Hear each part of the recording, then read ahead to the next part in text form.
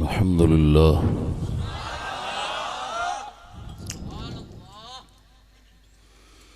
अल्हम्दुलिल्लाह व हुवा अहकमुल हाकिमीन।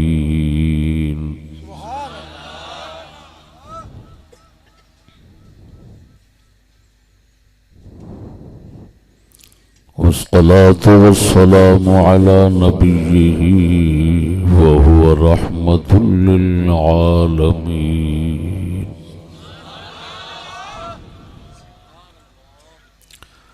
व अला आलिही व अस्हाबिही अजमईन।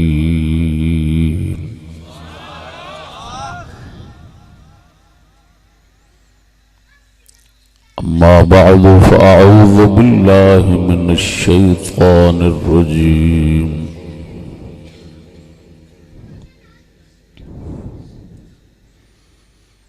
बिस्मिल्लाहिर रहमानिर रहीम।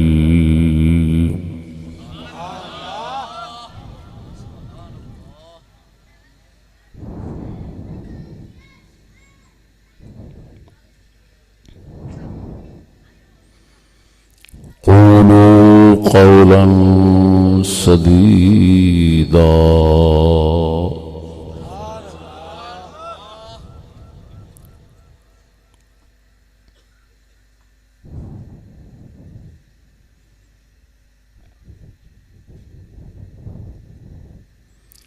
आमन्तु बिल्लाहि सदक़ल्लाहु मौलानल अज़ीम व सदक़ रसूलुहुन नबियुल करीमुल अमीन।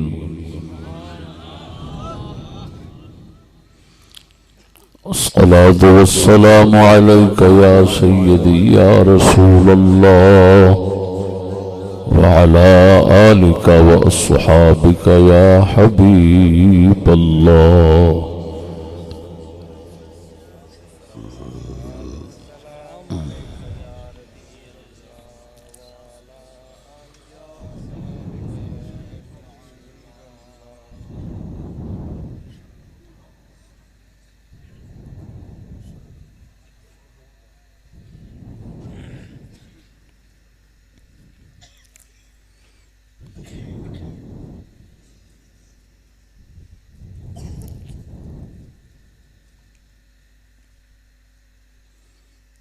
लिसानुल हक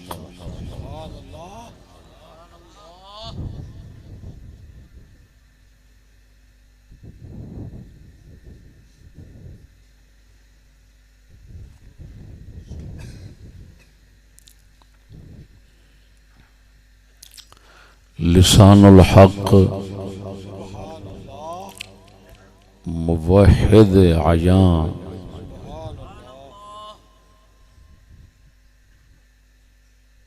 हजूर सैयदना पीर बुल्ले शाह रज़ियल्लाहु तआला अन्हु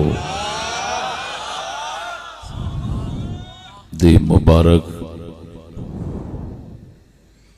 सरजमीन कसूर शहर दा अज दा रूहानी जलसा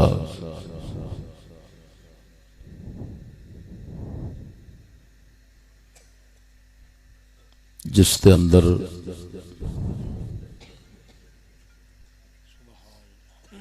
सादात इकराम भी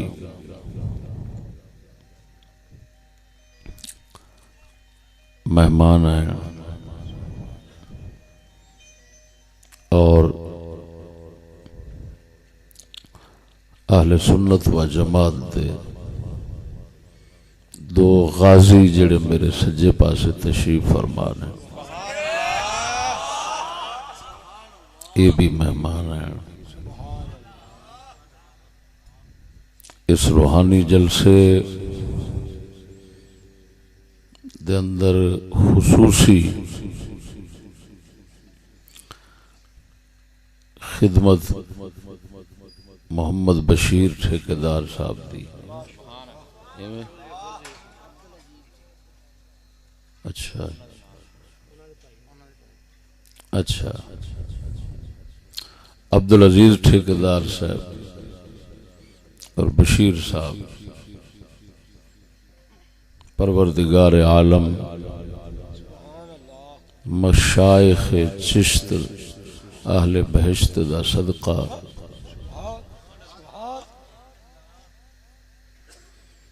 सब हजरात दी खिदमत नूं कबूल व मंजूर फरमावे।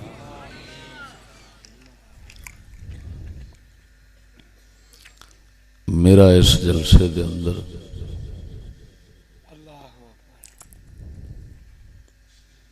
मौजू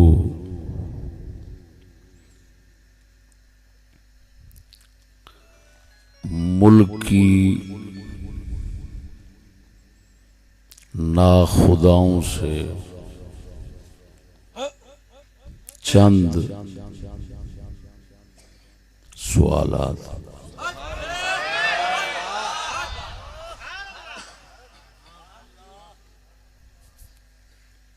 मुल्की नाखुदाओं से बाअदब चंद सवालात।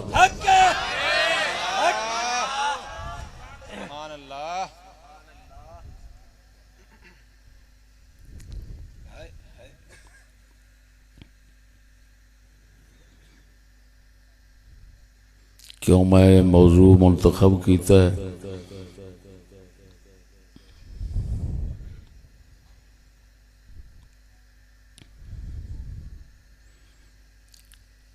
असां मौजूआत दा इंतखाब हालात दे तकाजे नाल रखने हैं।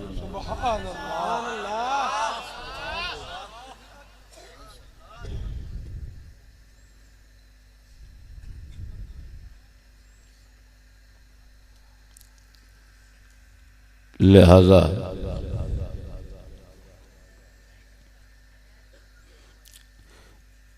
हालात दे मुताबिक हालात दे तकाजे दे पेश नज़र ये मौजू पेश करना है।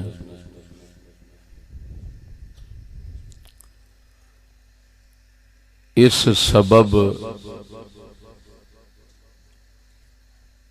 यानी हालात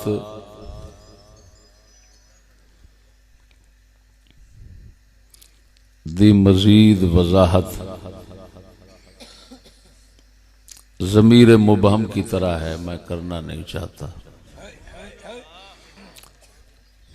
सिर्फ ज़हन च रखिया जी, मैं बयान भी उर्दू में करूँगा क्योंकि मेरे सवालात हुकूमत से हैं, आपसे नहीं। मैंने ये कहा है, मेरे मौजू का उन्वान है मुल्की नाखुदाओं से फ़कीर के बाअदब चंद सवालात। ना खुदा कहते ने, ना खुदा कहते ने मलाह नूं जिहड़ा बेड़ी चलाउंदा है।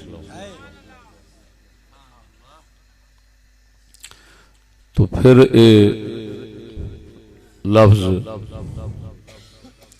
मजाजन हुकाम वक्त दे हुक्मराना वास्ते इस्तेमाल होंदा है। तो मैं इस वास्ते मुल्की नाखुदाओं यानी हुक्मरानों, हुण तो सौखा हो गया, मुल्की नाखुदाओं यानी हुक्मरानों से फ़कीर के चंद बाअदब सवालात।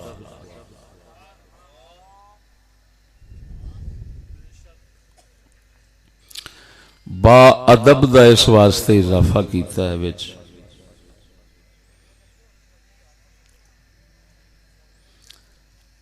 मेरे ते इल्जाम है, वो अल्लाह बेहतर जाने हकीकत है या सच झूठ है, मेरे ते इल्जाम है भी गालां कढ़दा है, ये बुरा बोलदा है फलान। हुण तो मेरे लफ्ज ही ऐसे ने जी बा अदब,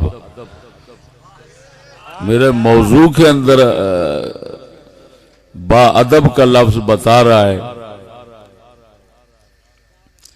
कि मेरे मौजू में कोई ऐसी बात नहीं होगी जो उन नर्म व नाजुक दिलों की खराश का सबब बने। बिल्कुल अदब के तरीके के साथ सादे से सवालात हों। मकसद की है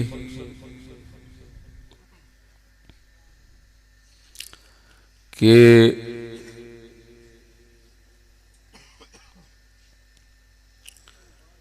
सरकारी लोग अमूमन कहते रहते हैं कि दीनी तबके को, मजहबी लोगों को कौमी धारे में लाना होगा, कौमी धारे में शामिल करना होगा।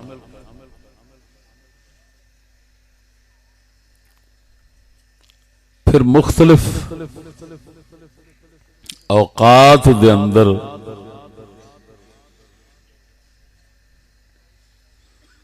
साडे नाल हमारे साथ भी ऐसी बातें जिनसे अपने साथ मिलाने की, अपने साथ शामिल करने की, अपने सफर में शामिल करने की दावत देते रहते हैं, होती रही हैं। और खुसूसन हमें दावत दी जाती है कि तुम अपने साथियों में स्कूल का निज़ाम तालीम शामिल करो, अपने साथियों को स्कूल के निज़ाम तालीम में शामिल करो। और स्कूली निज़ाम तालीम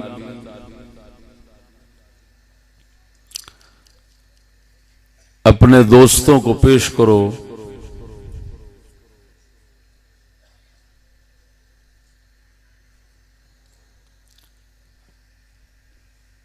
हमारे बाकायदा मदरसे नहीं है,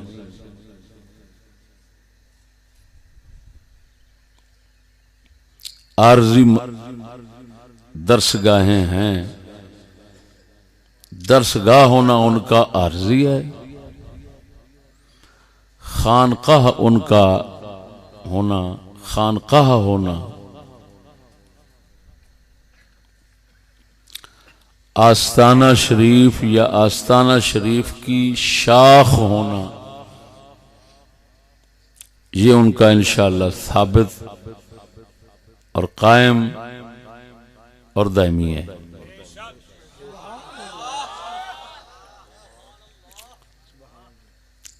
हमने मदारिस नहीं, ये मैं हुकूमती सरकारी एजेंसियों तक बात रखना चाहता हूँ कि हम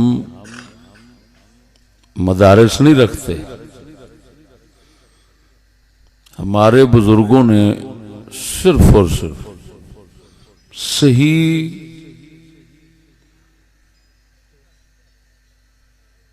सच्चा खालिस दीन इस्लाम समझाया है।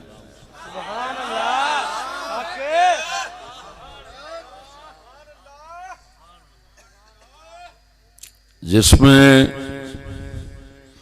यूरोप का कोई फितना और शरंगेजरी दाखिल नहीं है।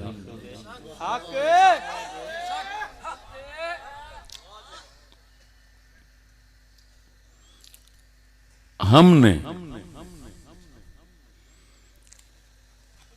अपने बुजुर्गों से बैत की है, वो हमारे पीर हैं, हमारे रब हैं, हमारे रहनुमा हैं। उन्होंने अपना फर्ज अदा कर दिया। अब हमारा कहीं भी दोस्त बसता है तो वो अपने इलाके में दो काम करना जरूरी समझता है।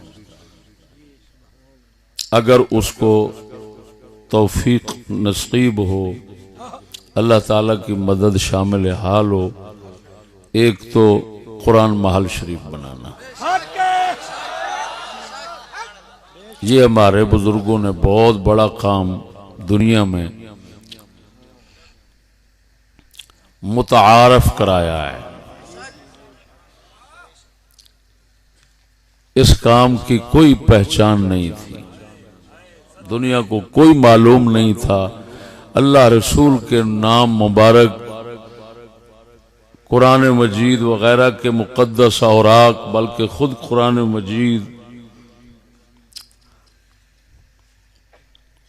गंदी नालियों में, गंदी रूढ़ियों में, आम बाजारों में,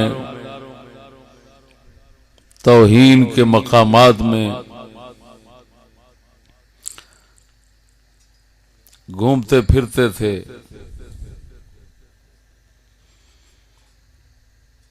हमारे हज़रत साहब क़िबला ने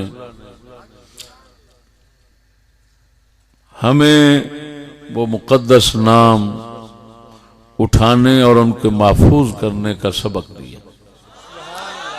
और सबक के तहत हमारे दोस्त ज़रूरी समझते हैं, अगर किसी को तौफीक होती है वो इलाके में एक कुरान महल तैयार करता है। हमने कोई अल्लाह ताला के फजल व करम से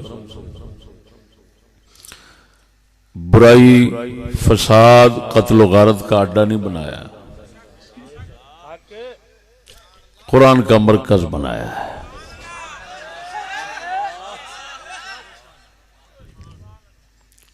उसके साथ अपने हल्का अहबाब और हल्का इरादत में अपने पीर भाइयों के लिए, पीर भाइयों के बच्चों के लिए कुरान महल के साथ कोई ना कोई इमारत खड़ी कर दी है। उसके दो मकसद हैं। एक मकसद यह है कि कुरान महल शरीफ और मुबारक मुक़द्दस औराक की खिदमत के लिए जो लोग रहना चाहते हैं उनकी रिहाइशगाह हो।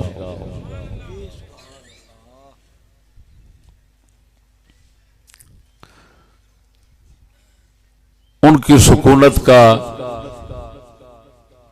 उनके नानो नफ़क़े का बंदोबस्त हो, अपनी मदद आपके तहत बिहम्दिल्लाह ताला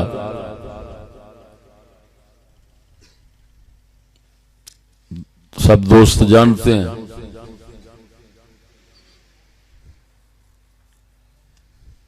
खुद नाचीज ने कई दोस्तों को मुकर्रर किया है अल्लाह रसूल के मुक़द्दस नाम उठाने पर। उनका हस्ब तौफीक वजीफा अदा करता है। बंदा नाचीज उनका वजीफा, वजीफा कह रहा हूं, तनख्वाह नहीं कह रहा, वजीफा अदा करता हूं। जिनमें से सरे फहरिस्त दो बंदे हमारे दोस्तों में मशहूर हैं। एक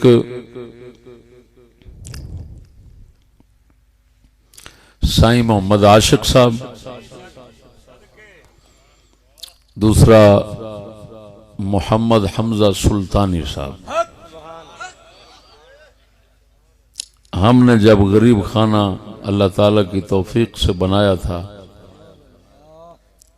तो जो मेहमान खाने का ऊपर का हिस्सा था वो हमने मोहम्मद हमजा सुल्तानी साहब को दे दिया, महज इस वजह से कि ये खुलूस के साथ अल्लाह रसूल के नाम की खिदमत करता है। ये दोस्त आप जानते हैं। तो इसी तरह हर इलाके में जहां भी हमारे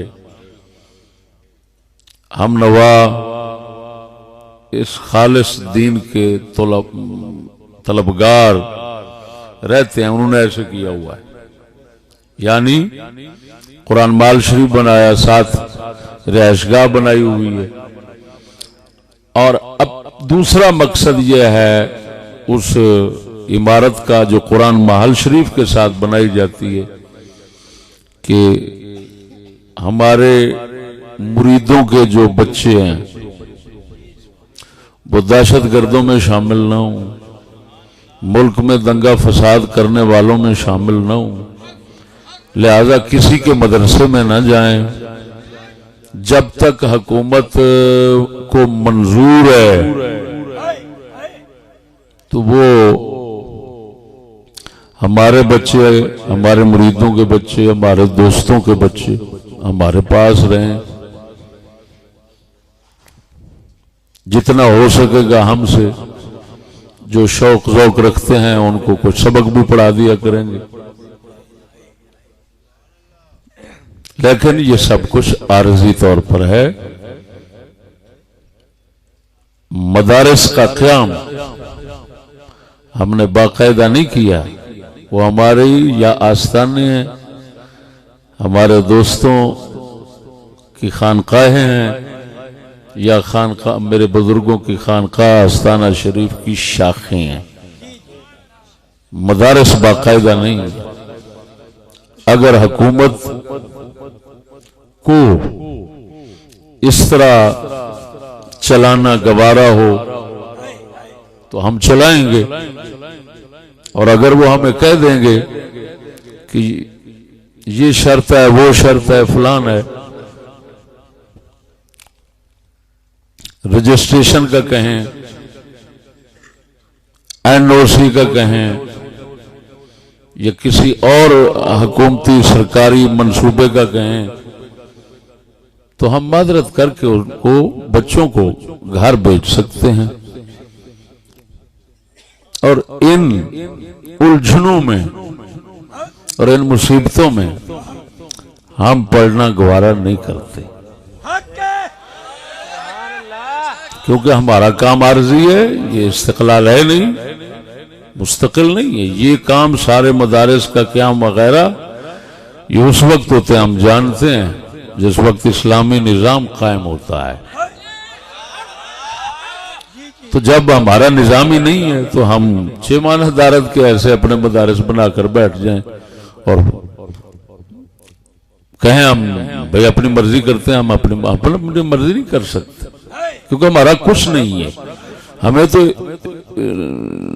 इस मुल्क क्या पूरी दुनिया में जिम्मी की हैसियत भी नहीं दी जाती। मैं इससे ज्यादा कुछ नहीं कहना चाहता। हमारी जिम्मी की हैसियत भी नहीं है, तो फिर हम कैसे मुकाबलेबाजी पे उतरे। मैं इतने बड़े इज्तिमा के अंदर हुकूमती एजेंसियों को ये बात महफूज करा रहा हूं, वो लिख रहे होंगे, सुन रहे होंगे, जरूर आए होंगे कि चिश्तियों के बाकायदा कोई मदरसा नहीं, जो बन रहा है या बना हुआ है, या कुरान महल है, या कुरान महल के साथ फकीरों दरवेशों की रिहायशगाह है, जिसका मकसद मुकद्दस नामों को सारा दिन उठाना और उठाकर फिर उनको महफूज करना, उनको झाड़ना, साफ करना, अलग करना, मुकद्दस औराक जो हैं उनको फिर जो पाक साफ होते हैं उनको कुरान महल में रखना, और जो गलाजतों में मुलव्वस होते हैं पलीदी में उनको शहीद करना आग के जरिए, ताकि वो पलीदी उनसे दूर हो जाए और वो तौहीन खत्म हो जाए। ये हमारा काम है।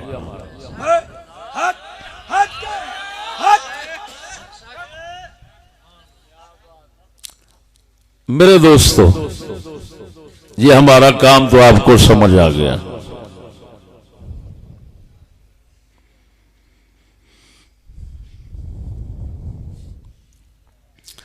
इसके बावजूद भी अगर हुकूमत हमें अपने साथ मिलाना चाहती है, स्कूलों कॉलेजों की तरह, दीगर मदारस की तरह अपने मातहत लाना चाहती है, तो नाचीज ने उनकी बुलंद बारगाह में, उनकी बुलंद बारगाह में चंद सवाल पेश करने हैं। अगर हुकूमत बजरिया टीवी या किसी और जरिए से नाचीज के इन 5 सवालात के जवाब दे दें तसल्ली बख्श, तो मैं वादा करता हूं बाबा बुल्ले शाह के कदमों में बैठ करके हम हुकूमत के साथ बिल्कुल खंदा पेशानी के साथ खुश होकर शामिल हो जाएंगे। शामिल होने का मतलब यह है कि फिर हम भी हुकूमत से कह देंगे कि मेहरबानी करें हमें ग्रांटें दें, मेहरबानी करें हमें पैसा दें, हमारी निगरानी करें, हमारी सरपरस्ती फरमाएं, और बाहर से ताल्लुकात रखकर पैसा मंगवाने के जो तरीके हैं वो भी हमें इख्तियार करने दें। ये बिल्कुल मैं ऐलान करता हूं, वादा करता हूं कि अगर मेरे 5 सवाल हैं, अगर एक सवाल का भी जवाब आ जाए हम सब हाजिर खिदमत हो जाएंगे। नाराए तकबीर, नाराए रिसालत, नाराए तहकीक। मैं दोस्तों इतना बता दूं, हुकूमत वाले हजरात जानते भी हैं, पहले फिर भी अर्ज कर देता हूं कि ना तो हम किसी खौफ के तहत सौदेबाजी करेंगे, ना किसी लालच के तहत करेंगे।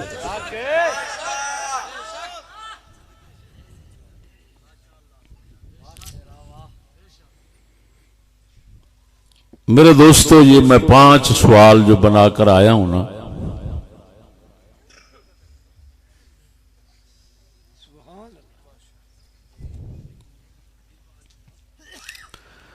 तीन शख्सों के मैंने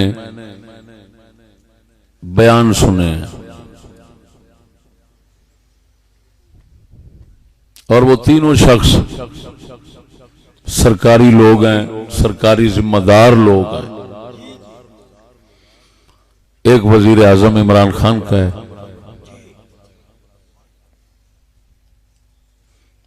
एक वजीर इत्तलाआत फवाद चौधरी साहब का है,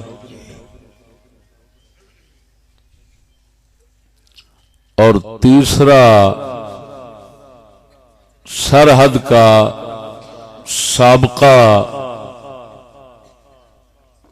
वजीर मालियात सिराजुल हक, जो इस वक्त जमात इस्लामी का अमीर है।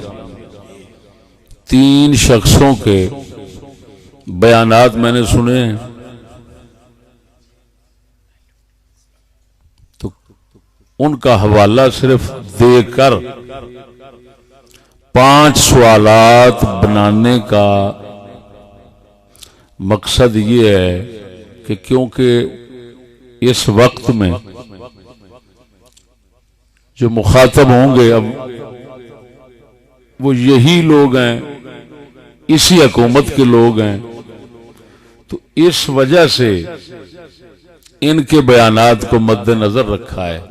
वरना हमारे साथ इन 5 सवालात के बनाने के लिए जो कुछ मवाद है असल, तो वो ये नहीं है कि खाली इन 3 के बयानात हैं।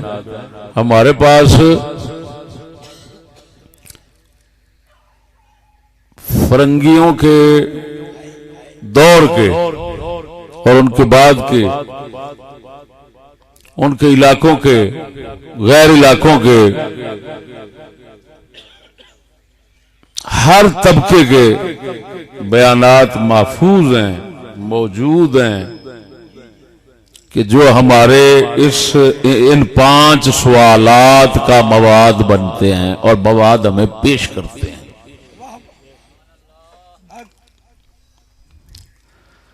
मेरे दोस्तों, सबसे पहले वजीर आजम इमरान खान साहब का एक बयान है। पीटीवी न्यूज ने ये बयान शाया किया था।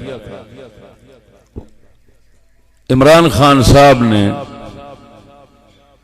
पंजाब एजुकेशन कन्वेंशन लाहौर 2021-25 अगस्त 14 मुहर्रम उल हराम को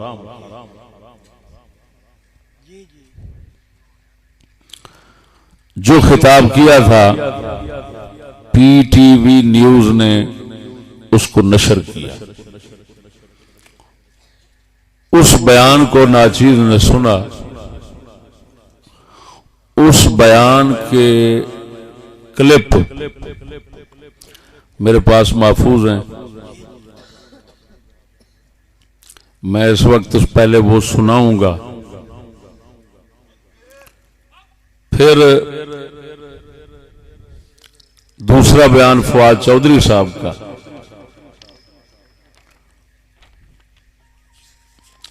फवाद चौधरी साहब का जो बयान है,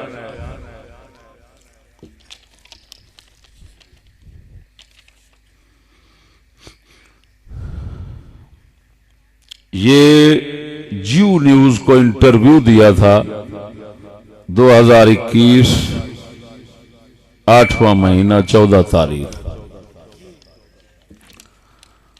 और सिराजुल हक जो है साहब, उसका बयान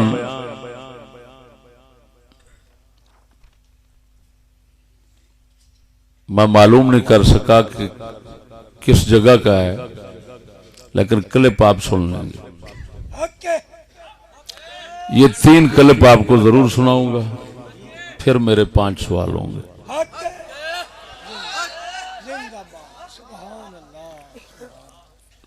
वो इस वजह से सुनाता हूं, नेट के अंदर आपके पास महफूज है, चलो दूसरों को, सबको ये बात पहुंच जाए।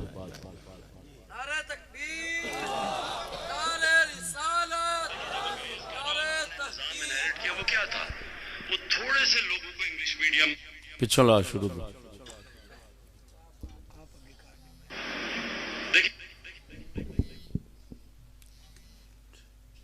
देखिए,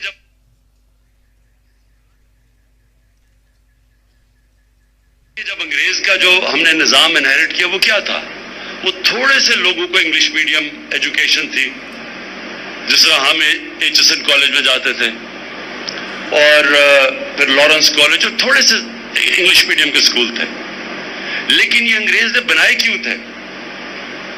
अगर आप लॉर्ड मैकॉले की वो स्टेटमेंट, मेरे ख्याल में आज से 150 साल पहले जो उसने कहा था, जिसने ये तालीम का निजाम लेके आया था, वो कहता था कि हम एक क्लास बनाना चाहते हैं हिंदुस्तान में, एक वो क्लास जो उसका रंग तो वो हो तो हिंदुस्तानी, लेकिन वो हमारी तरह सोचे, उसके सारे एटीट्यूड हमारे हों, और उसके जरिए हम इतने बड़े शरीर के ऊपर हुकूमत करें। तो जिनको ब्राउन साहब कहते हैं, वो बनाए उन्होंने एक खास तालीमी निज़ाम से। हम जब एचएसएन कॉलेज से निकले, तो जब मैं इंग्लैंड गया एचएसएन कॉलेज के बाद, तो मुझे ऐसे लगा कि मुझे एक इंग्लिश पब्लिक स्कूल बॉय बनाया गया है, पाकिस्तानी नहीं बनाया गया। मेरे अपने कल्चर से भी दूर किया गया उस तालीम के निज़ाम ने, मेरे दीन से भी दूर किया गया। और ये सिर्फ यही नहीं था, जिधर जिधर अंग्रेज ने हुकूमत की, सिंगापुर के अंदर उन्होंने चाइनीज भी मीडियम और इंग्लिश मीडियम कर दिया। जिधर भी वो गए, उन्होंने एक इंग्लिश मीडियम छोटी सी क्लास के लिए, बाकी दूसरों के लिए, अवाम के लिए। अब असूलन तो जब हम आजाद हुए थे तो हमें सबसे पहले अपना तालीम का निजाम ठीक करना चाहिए था। हमें एक सिंथेसाइज, एक ही सिलेबस लाना चाहिए था, एक ही करिकुलम, ताकि एक कौम बनती। उसके बजाय तीन तरफ निकल गए। एक तरफ दीनी मदरसे चले गए, एक तरफ उर्दू मीडियम।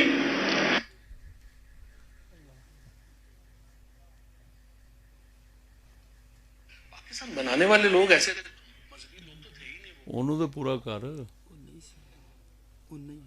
ਨਹੀਂ ਹੈ ਸੀ ਅੱਗੇ ਹਾਲੇ ਹੈ ਅੱਗੇ ਨਹੀਂ ਨਹੀਂ ਮੈਂ ਚੰਗਾ ਭਲਾ ਸੁਣ ਗਿਆ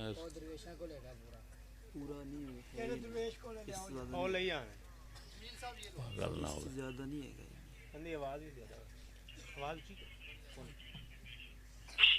उनकी इखलाकियात मॉरल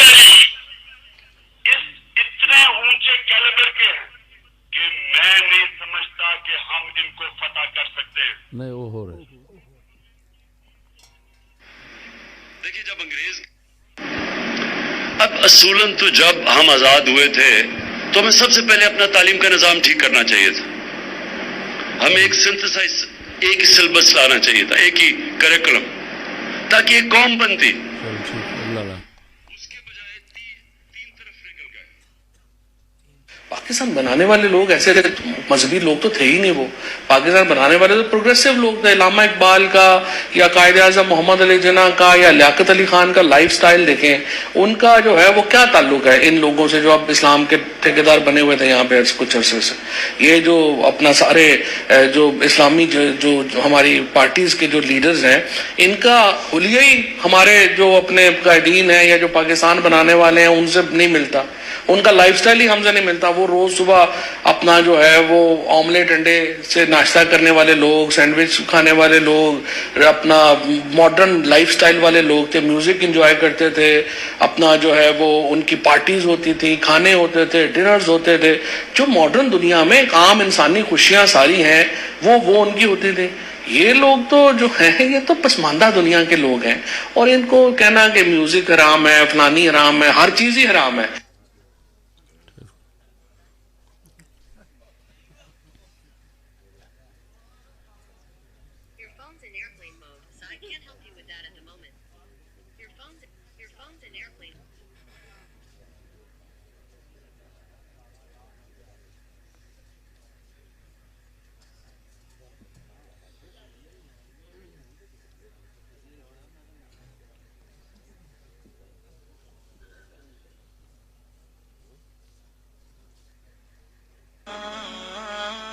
सुनी सुनाई बात, लेकिन इल्मुल यकीन और हक़्क़ुल यकीन की बुनियाद पर मैं बात करता हूँ।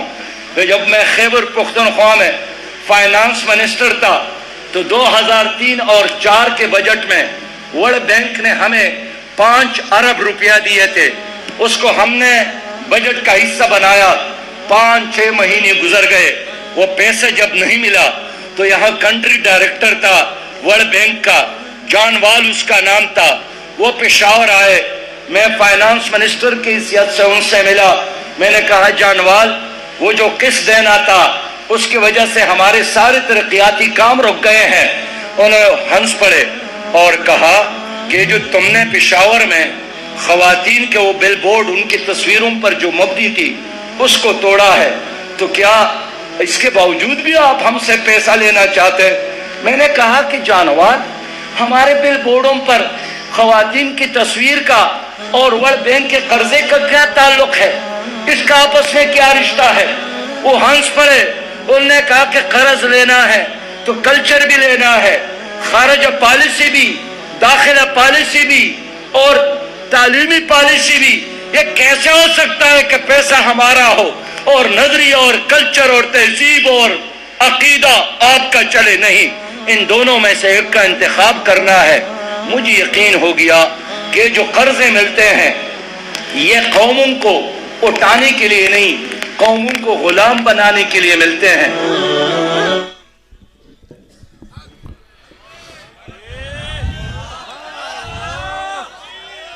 मेरे दोस्तों, आपने उन तीनों लोगों के बयानात के कुछ हिस्से सुन लिए जो मैंने सुने थे।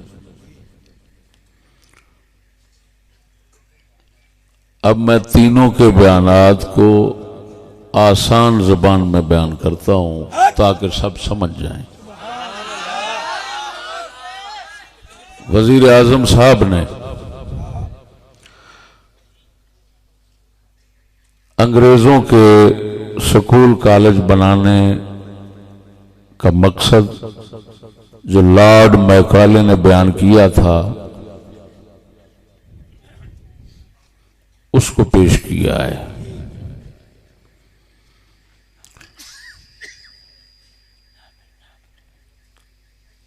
वजीर आजम साहब ने लॉर्ड मैकाले का बयान सुनाते हुए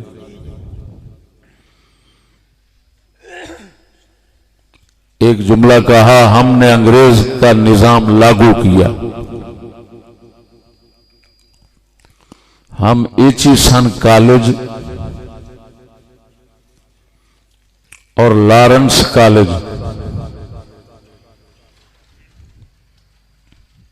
और थोड़े से इंग्लिश मीडियम स्कूल थे,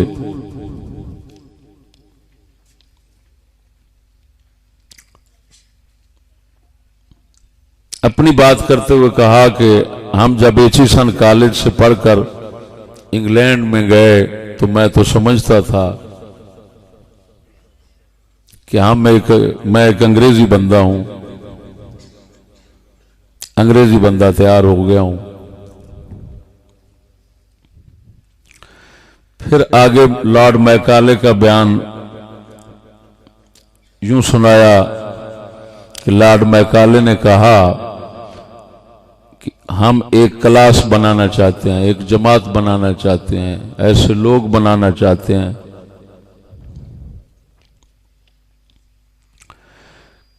कि हों तो हिंदुस्तानी लेकिन वो हमारी तरह सोचें और उनके सारे तौर तरीके हमारे हों। पहला जुमला यह है, वो हमारी तरह सोचें। इसको कहते हैं फिक्र, अकीदा, नजरिया। फिक्र, अकीदा, नजरिया उनका हमारा हो। दूसरा, तौर तरीके सारे हमारे हों।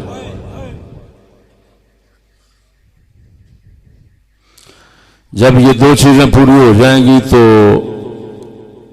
उस जमात क्लास के जरिए हम इतने बड़े बड़े सगीर पर हुकूमत करेंगे, उन्हीं लोगों के जरिए। आखिर के जो लफ्ज हैं वजीर आजम साहब के, जिसमें उन्होंने कहा कि एचिसन से मैं निकला और इंग्लैंड गया तो मैंने सोचा हमें पाकिस्तानी नहीं बनाया गया, हमें दीन से दूर कर दिया गया है। ये दो लफ्ज ये भी से ज़हन में रखना, पाकिस्तानी नहीं बनाया गया और दीन से दूर कर दिया गया।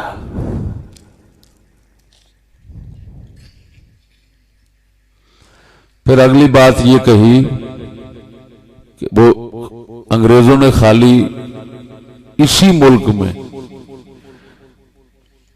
ये काम नहीं किया, सिंगापुर, चाइना वगैरह तक।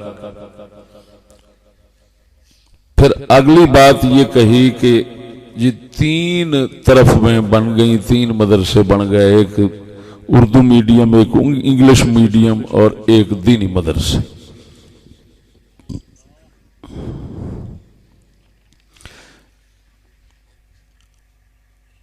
अब जो कोई मुश्किल अल्फाज थे वो आपके लिए आसान हो गए होंगे। जुमले जो कुछ वजीर आजम साहब के हैं वो सादे मैंने आप तक पहुंचा दिए। समझ आ गई? अब फवाद चौधरी साहब का बयान है।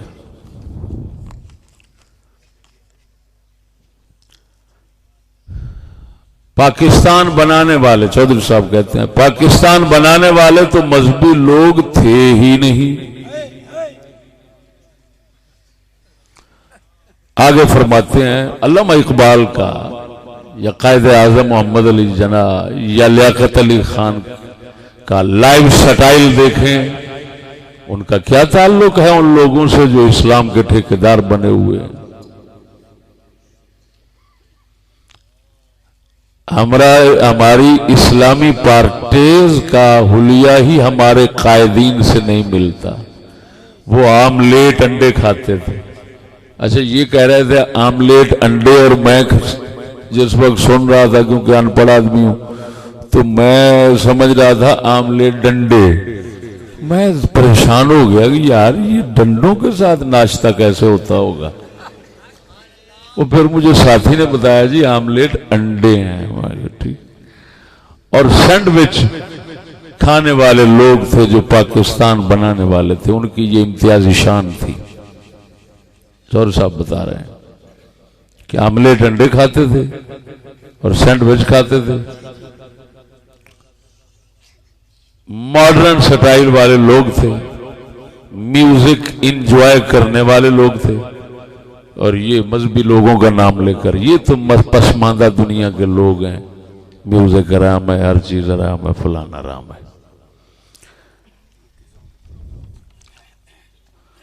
अब आगे बात सिराजुल हक साहब। उन्होंने कहा मैं जो कुछ कह रहा हूं आइनुल यकीन और हक़ुल यकीन की बुनियाद पर कह रहा हूं, यानी आंखों से देखकर ऐसे समझो जैसे मैंने तजर्बा किया, और जनाब बिल्कुल हाथ आग में रखकर आग को गर्म बता रहा हूं।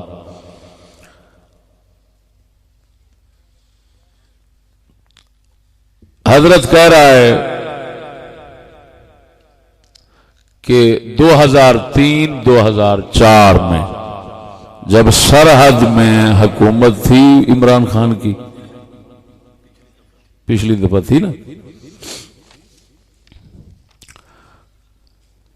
तो 2003 और 4 के बजट में वर्ल्ड बैंक दुनिया का अमेरिका हमें 5 अरब रुपए उन्होंने देने का वादा किया। उसको हमने ये बजट का हिस्सा बनाया।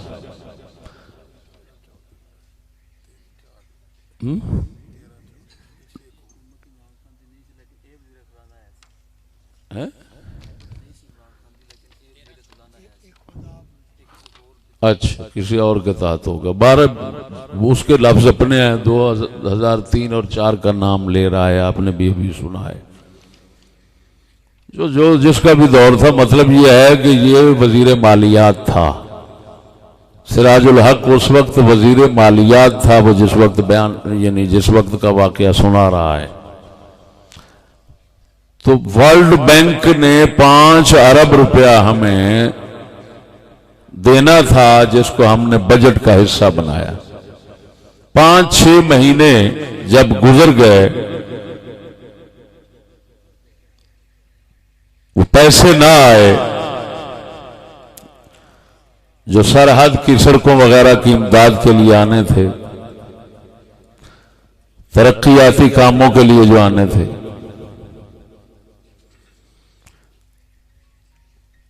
तो मैंने वजीर मालियात होने की हैसियत से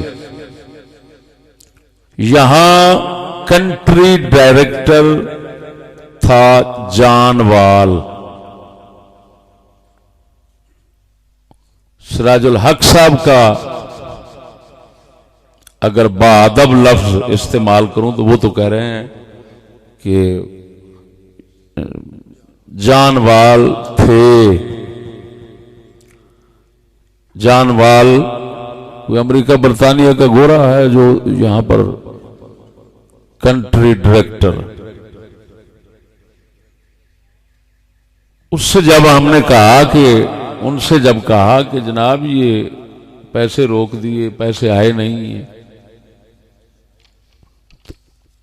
तो उसने कहा जो तुम पिशावर में खवातीन के वो बिल बोर्ड जो उनकी तस्वीरों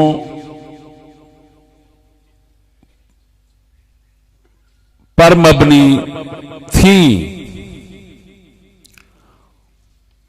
उसको तोड़ा है, इसके बावजूद भी हमसे कर्जा लेना चाहते हो। यानी वहां औरतों के बोर्ड बने होते हैं ना, आपके शहर में भी आम है हर तरफ, तो औरतों के बोर्ड, औरतों की तस्वीरें जिस तरह की होती हैं इस तरह बड़ी जनाब पेशावर सरहद के इलाके में बनी हुई थी। तो उस वक्त की हुकूमत जिसका वजीर मालियात सिराजुल हक था, उसने को वो किसी मकसद के तहत उतरवा दी और बोर्ड खत्म करा दी, उन पर स्याही फेर दी। तो वर्ल्ड बैंक का जो ओहदेदार यहां पर था उसने कहा एक तरफ कर्जे मांगते हो, दूसरी तरफ तस्वीरें उतारते हो, तो ये मुमकिन है कि हम तुम्हारी इमदाद करें। अगले लफ्ज हमने कहा, ये कह रहा है सिराजुल हक, मैंने कहा जानवाल हमारे बिलबोर्ड पर औरतों की तस्वीरों और कर्जे का क्या ताल्लुक है? वो हंस पड़े, मैं लफ्ज बोल रहा हूं, वो हंस पड़े। कर्ज लेना है तो कल्चर भी लेना है, खारजा पॉलिसी भी, दाखिला पॉलिसी भी, तालीमी पॉलिसी भी।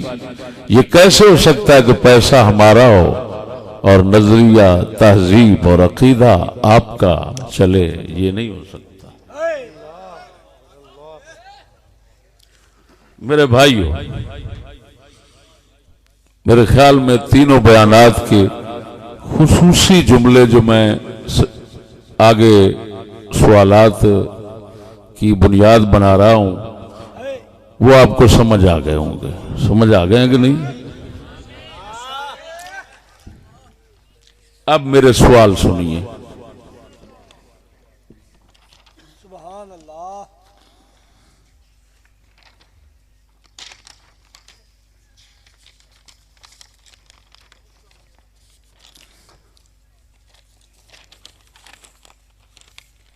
इधर ही बैठकर मैंने अचानक लिखे हैं, जिस तरह कागज था बस। मेरा पहला सवाल यह है, मैं फिर दोहराता हूं, और ये मेरे सवालात खाली मौजूदा हुकूमत से नहीं है। चाहे कोई बंदूक वाला है, चाहे बंदूक के बगैर है, चाहे कोई मुहाफिज है, चाहे कोई महफूज है, चाहे कोई सियासतदान कहलाया जाता है या चाहे कोई मजहबी है या मजहब से बाहर है, जिसको भी अपनी दानिशवरी पे नाज है, वो नाचीज के 5 सवालात में से एक का भी जवाब दे दे, आज के बाद इनके हम जुबान हो जाएंगे। जो ये कहेंगे हम लब्बैक कहेंगे, बिल्कुल। वरना मैं आपको पहले कह चुका हूं कि ना लालच की बिना पर, ना खौफ की बिना पर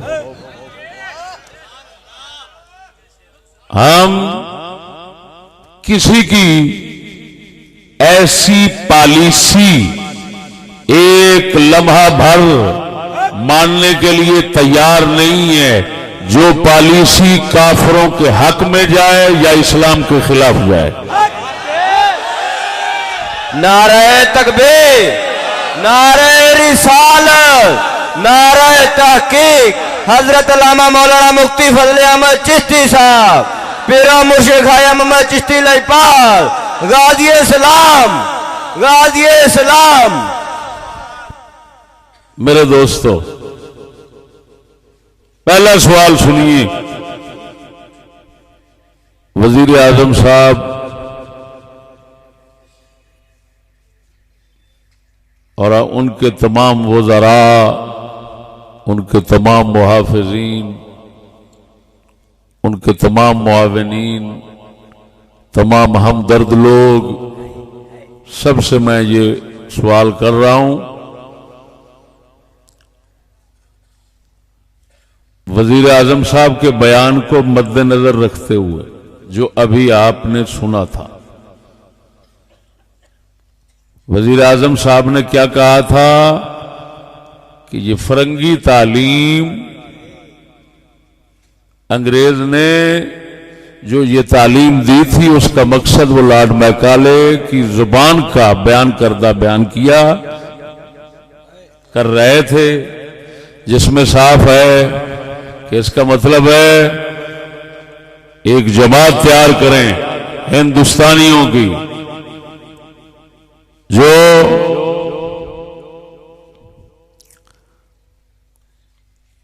सोच हमारी तरह रखें और तौर तरीके भी हमारी तरह। दो ही चीजें होती हैं जब कौम को बनती है ना, तो फिक्र और अमल, दो के मजमूए से कौम बनती है और इसी मजमूए को तहजीब कहते हैं। तो हमारे ये दो चीजें जिनके पास हों, हम ऐसा अमला तैयार करना चाहते हैं अपनी तालीम के जरिए। वजीर आजम साहब ये कह रहे हैं, ठीक है, हमारे मुंह से आपने मुद्दत असन सुनाते रहे हैं, 35 साल हो गए सुनादिया यो गल्लां जिहड़ियां वजीर आजम साहब के मुंह मुबारक चों निकल पईयां ने, असां 35 साल तो सुनाइयां ने। अब मैं आपसे पहले पूछूंगा ताकि वो सवाल जो है वो सही दिल नशीं हो जाए, बताएं काफिरों की सोच और काफिरों का अमल कुफर होता है या इस्लाम? जरा बोलो, ठंडे ना हो।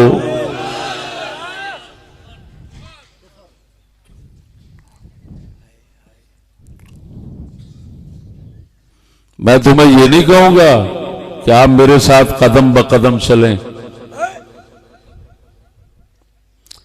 हर कोई भाई इस दुनिया में, जिस दुनिया में हम बैठे हुए हैं, अपने दुनियावी मफाद को सामने रखता है, कोई किसी के साथ नहीं चलता। मैं तो सिर्फ और सिर्फ अपना फर्ज अदा करना चाहता हूं, ना तुमसे कोई बंदा लेना चाहता हूं, ना कोई चंदा लेना चाहता हूं, ना कोई ऐसी बात है। सिर्फ सुन ले, आप सही बात हो तो साथ दें उस बात का, मेरे साथ सिर्फ जबान के जरिए बताएं। यहूदियों, फरंगियों के फिक्र अमल को इस्लाम में कुफर करार दिया गया है या वो ईमान है और उसको ईमान और इस्लाम करार दिया गया है? इस्लाम और कुफर में, यहूदियत और कुफर में, यहूदियत कुफर और इस्लाम में आपको कोई मुनासिबत मुताबिकत लगती है? ये दोनों मुख्तलिफ चीजें हैं, नकीजें हैं, जिद्दैन हैं, कुफर और इस्लाम। उलमा जितने हमारे कलाम करने वाले हैं, कुफर और इस्लाम ईमान के दरमियान निस्बत बयान करने वाले सब लिखते हैं या तो जिद्दैन की निस्बत है और या नकीजैन की निस्बत है। किसी ने उमूम व खुसूस मुतलक गवारा नहीं की, ना उमूम खुसूस में वजह, और ना ही बन सकती है। तो आप कैसे कह सकते हैं कि यहूदियत और इस्लाम में कोई मुनासिबत है? तो बताएं, आप मुसलमान लोग हैं, आपका ज़मीर क्या कहता है?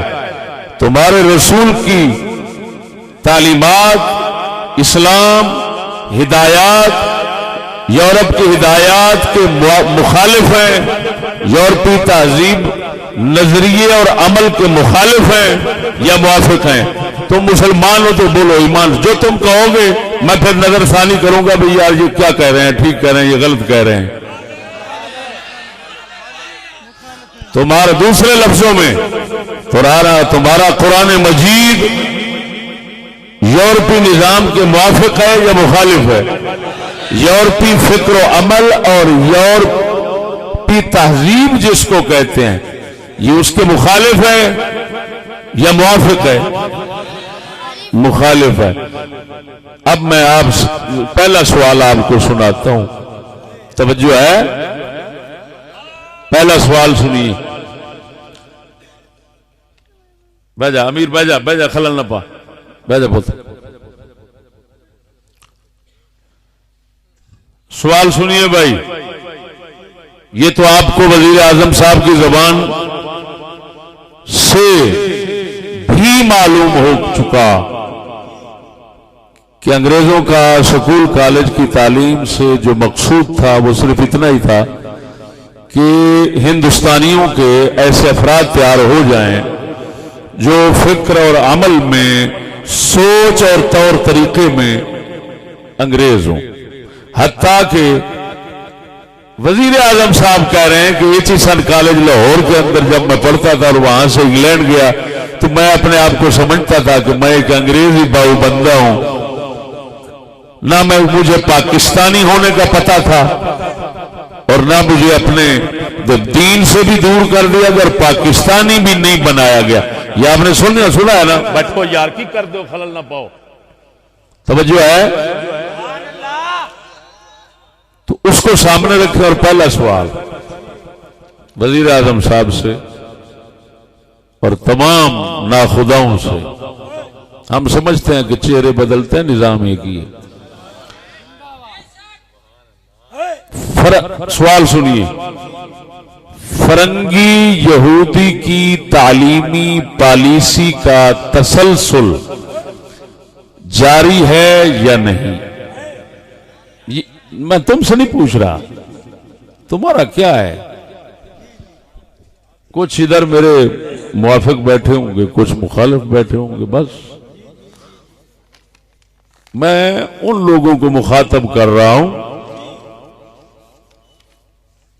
जो चाहते हैं और हम पर जोर देते हैं कि ये लोग हमारे साथ चलें। बोले हम हाजिर हैं, लेकिन कोई हमारे अंदर भी कोई चीज डालोगे ना। हम ऐसे बुद्धू नहीं है तुम इशारा करते जाओ, तुम्हारे इशारों पर हम बंदर की तरह नाचते चले आए, हम ऐसे बुद्धू नहीं है। ये मैं बार बार कह रहा हूं, ना लालच में हमें खरीद कर सकते हो, ना किसी खौफ में खरीद कर सकते हो। अगर हमें खरीद कर सकते हो तो तुम्हें सिर्फ और सिर्फ हक्कानियत की बुनियाद पर, सदाकत की बुनियाद पर हमें खरीद कर लो। नारे तकबीर, नारे रिसालत, नारे हम सैयदुल अंबिया सल्लल्लाहु अलैहि वसल्लम की उम्मत हैं। हमने अल्हम्दुलिल्लाह बाबा बुल्ले शाह जैसे सूफियाए किराम के दर पर झाड़ू दिए हैं। हमने बिहम्दिल्लाह ताला इल्मे दीन की ऐसी खिदमत की है कि अल्फाज के मानी, मतालिब, लताइफ, दकाइक, महारिफ में गौर करने के आदी बन गए। लिहाजा अगर हमें शामिल करना है तो हमारे 5 सवालों में से एक का जवाब दे दो। ये धरती इस बात की गवाह है, हम तुम्हारे तादमे जीस्त जिंदगी भर गुलाम रहेंगे। और अगर तुम्हारे पास हमारा सवाल जो है उसका जवाब न हो तो मेहरबानी करके मैं अगले सवाल आखिर में आकर फिर एक सवाल लिखूंगा तो उसका कुछ हिस्सा बयान कर देता हूं कि हमें फिर मेहरबानी करके अपने साथ मुलव्वस होने में शरीक करने की न सोचें। मैं फिर सवाल दोहराता हूं, फरंगी यहूदी की तालीमी पॉलिसी का तसलसल जारी है या नहीं? अगर है तो उसी को उन मुसलमानों में सरकारी जराए से दाखिल करने और चलाने से क्या गर्ज है जो कुफ्र को किसी सूरत में कबूल करना गवारा नहीं कर सकते। फिर समझो, अगर अंग्रेजों की वही तालीम जिसका मकसद 2 नंबर काले अंग्रेज बना के अपनी हुकूमत चलाना है, ना सोच मुसलमानों की ना अमल मुसलमानों का, सब कुछ काफरों वाला, यहूदियों वाला, फरंगियों वाला हो, ऐसी तालीम जो पहले दिन से बनाई गई और मुसलमानों में चलाई गई,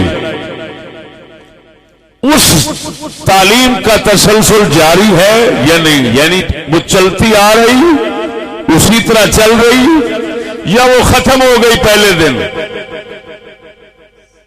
और आगे नया निजाम तालीम है जो बिल्कुल इस्लामी उसूलों के मुताबिक है और जिसका मकसद अंग्रेज के गुलाम तैयार करना नहीं है बल्कि रसूलुल्लाह के गुलाम तैयार करना है, अल्लाह के बंदे तैयार करना है। बताएं वो तसलसल जारी है या नहीं? ऐसी तालीम जो फरंगियों की थी वो चल रही है या नहीं? अगर चल रही है वही जिसका मकसद वो था, तो फिर बताएं उसी तालीम को उन मुसलमानों में, उसी तालीम को उन मुसलमानों में सरकारी ज़राए से दाखिल करने और शामिल करने की क्या गर्ज है जो कुफ्र को किसी सूरत में कबूल करना गवारा नहीं कर सकते? मेरा जुमला समझ आ गया हो? अब बताओ, अगर तसलसल वही है, वही तालीम चल रही है जिसका रोना वजीर आजम साहब ने रो दिया, जिसकी हकीकत वजीर आजम साहब ने खोल दी, हम पूछते हैं वो सिलसिला जारी है, तालीम वही चल रही है या बदल गई है? मुसलमानों के बच्चों को अंग्रेजी सोच, अंग्रेजी अमल सिखाने वाली तालीम चल रही है या खत्म हो गई है? उसका तसलसल जारी है या सिलसिला मुनक़ते हो गया है? ये है। अगर वो ही जारी है सारी और उसी का तसलसल दुनिया में चल रहा है, तो फिर सवाल है कि सरकारी ज़राए से ऐसी तालीम उन मुसलमानों में दाखिल करना, सरकारी ज़राए से, सरकारी ताकत से, सरकारी मंसूबों से उन लोगों में, उन मुसलमानों में, ये उन मुसलमानों आगे मैं इस मौसूफ को सिफत दे रहा हूं, उस सिफत के अंदर भी एक इशारा है, समझने वाले उसको समझेंगे। उन मुसलमानों को जो किसी सूरत में भी कुफ्र को कबूल करना गवारा नहीं कर सकते। इसका मतलब है एक वो है जो करना चाहते हैं तो वो करते रहें, लेकिन जो लोग अपने दीन, इस्लाम, ईमान को हर सूरत में महफूज रखना चाहते हैं और वो किसी तरह भी फरंगियों के ख्यालात, नजरियात, अकायद और उनके अमाल, उनकी तहजीब, उनकी शैतानियत को किसी तरह भी कबूल नहीं करना चाहते ताकि हमारा दीन ईमान न ज़ाय हो जाए, हमारी दुनिया आखिरत न बर्बाद हो जाए, ऐसे मुसलमानों में ऐसी तालीम को जारी रखने से क्या मकसद है, क्या गर्ज है? वजीर आजम साहब और पाकिस्तान की तमाम तरह हुकूमत हमें मेहरबानी करके इसका जवाब दे।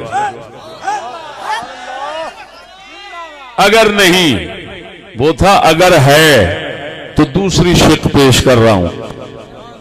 वो पहली शिक मुस्बत थी, अब मनफी है। अगर वो निजाम तालीम नहीं चल रहा, बदल गया है, समझ नहीं आ रही, अगर नहीं तो वो निजाम तालीम हमें मुतारफ कराया जाए ताकि दोनों में फर्क और इम्तियाज पर गौर किया जाए कि अगर दावा ये हो शिक्के सानी कि जी नहीं वो तालीम बस पाकिस्तान बनने से पहले थी, जब अंग्रेज चला गया तो उसका निजाम तालीम भी खत्म हो गया, तो हम फिर सवाल करते हैं कि अगर उसका सिलसिला खत्म हो गया है और आप तालीम सारी इस्लामी बन गई है, तो फिर हम सवाल करते हैं कि वो क्या थी, उसका हमें तारुफ कराएं ताकि उसको हम सामने रखें और आज के निजाम तालीम को सामने रखें, फिर दोनों का मुवाजना करें और देखें कि इनमें कितना फर्क है, लिहाजा फैसला करें कि ये इस्लामी है और ये अंग्रेजी है। हक बनता है कि नहीं? अगर वो निजाम तालीम जिसके मुतालिक दावा है कि वो था अब नहीं, अगर वो निजाम तालीम इस वक्त में मौजूद नहीं है तो भाई उसका हमें तारुफ कराओ, हमें बताओ वो फला निजाम तालीम था, उसके ये अगराज व मकासद थे, अब का जो निजाम तालीम है वो ये है और उसकी ये अगराज व मकासद हैं। जब दोनों में आप तनाकुज़ और तखालुफ साबित करेंगे तो हम, पहला सवाल है, हम आपके नौकर और खादिम बन जाएंगे। अगर फर्क साबित न कर पाए और हाथों बुरहानकुम, अगर ये तुम न कर सके तो फिर हम इतना कहेंगे कि आपने तो बड़ी दीदा दलेरी से अल्लाह रसूल के मुकाबला करने का कोई ऐलान किया हुआ है, लेकिन हम कमजोर लोग हैं, हम नहीं उनका मुकाबला कर सकते। सीधी सादी बात, ये मुकाबला तुम ही करो, हमें दावत ना दो। समझ आ गई कि नहीं आई? नंबर 2 सवाल,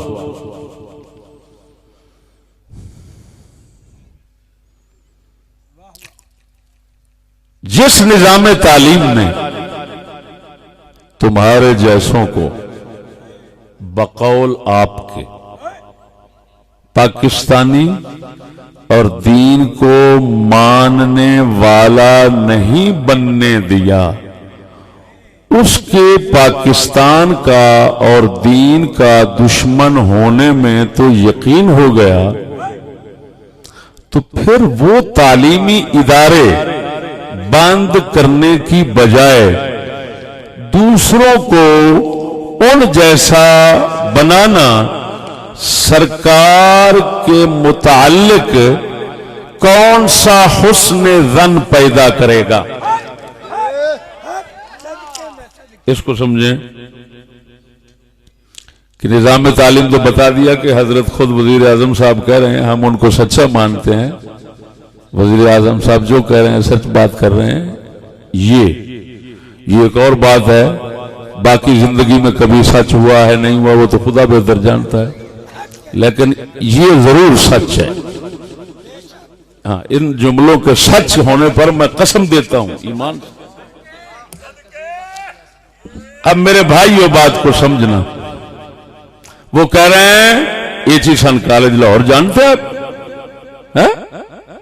माल रोड के साथ है, नहर के साथ एचीसन कॉलेज, इसमें बड़े बड़े तुम्हारे बुजुर्ग तैयार हुए हैं। उन पिछले बुजुर्गों का हाल इस बुजुर्ग पीराने पीर इमरान खान साहब से हासिल करें। ये पीराने पीर हैं जी। वो कभी वक्त होता था कि जब गौसे आजम को पीराने पीर कहा जाता था और माना जाता था। हाँ, तो ये पीराने पीर इमरान खान साहब जो हैं,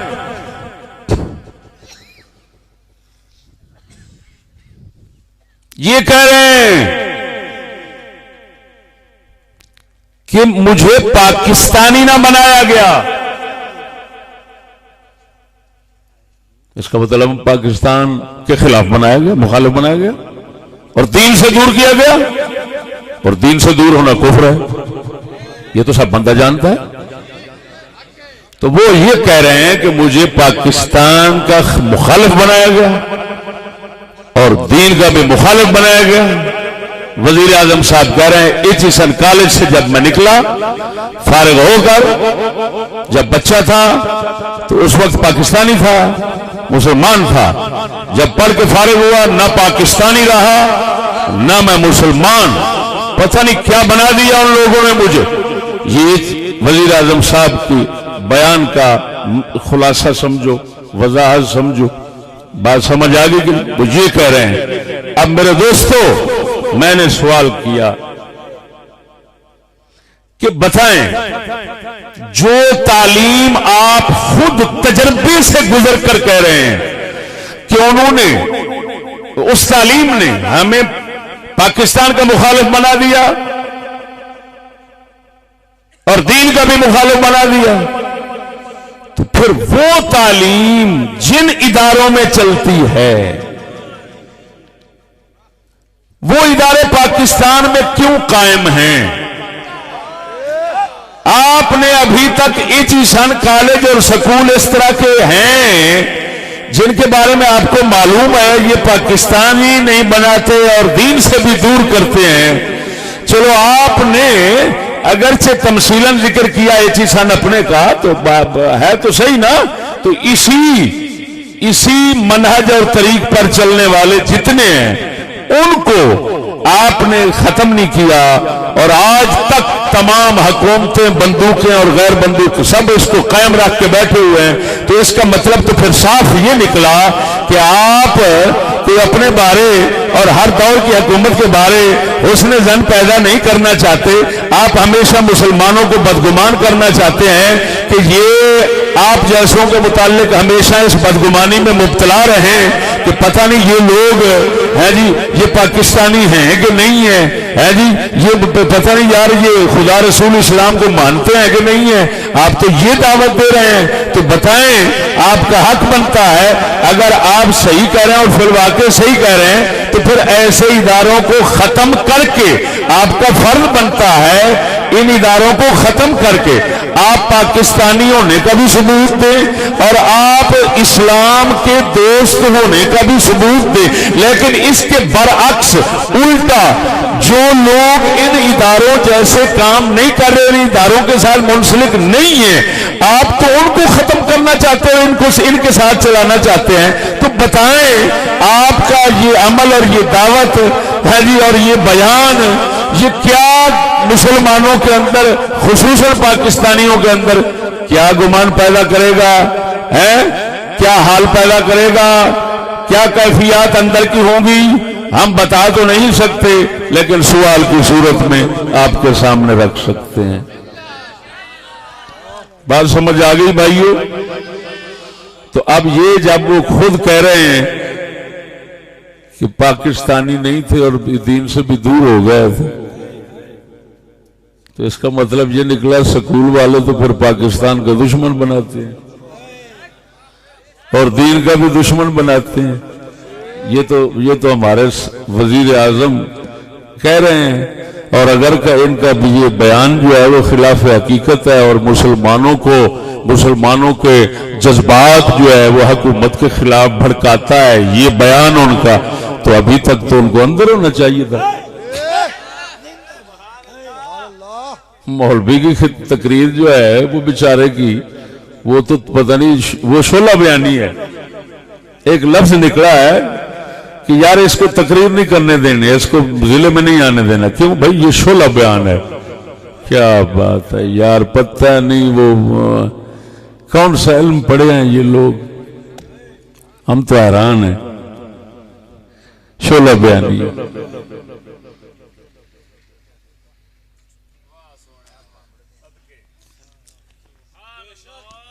ये शोला बयानी को जुर्म समझते हैं और अल्लामा इकबाल शोरा बयानी को फर्ज समझते हैं।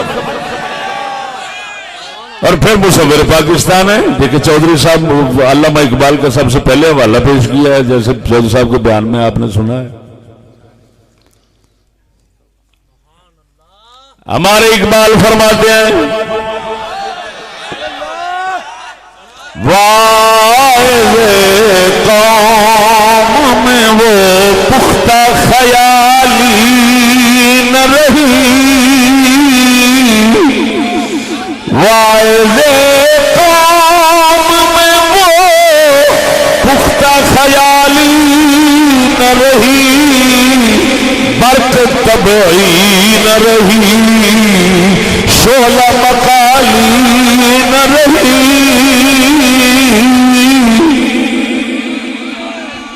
इकबाल फरमाते हैं यार शिकवे में ये बात की है, जवाब शिकवे में, ये जवाब शिकवा का शेर है। इकबाल फरमाते हैं अल्लाह जवाब दे रहा है आज के नए मॉडर्न मुस्लिम को। क्या जवाब देता है? कहता है देखो तो सही अपना हाल, वाइज कौम आम है मुकर्रर, लेकिन पुख्ता ख्याल कोई नहीं, सब कच्चे बेगैरत ख्याल के मालिक हैं। जिस तरह जमाना देखते हैं उसके साथ चल पड़ते हैं। वाइज कौम में वो पुख्ता ख्याली न रही।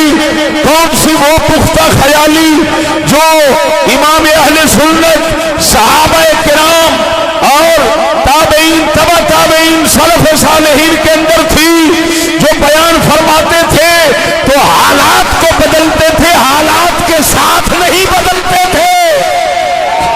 नारे तकबीर, नारे रिसालत, नारे तहकीक। हजरत अल्लामा मौलाना मुफ्ती फजल अहमद चिश्ती साहब, पेरो ख्वाजा मोहम्मद चिश्ती सलवाल।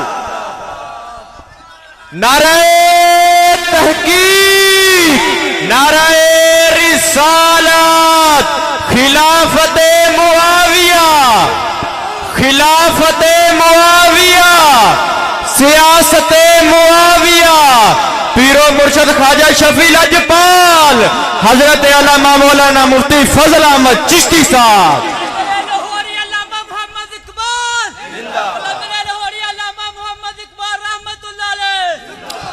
तो वो फरमा रहे हैं पुख्ता ख्याली न रही, मुकर्रर हैं पर पुख्ता ख्याल नहीं है, खाम ख्याल है।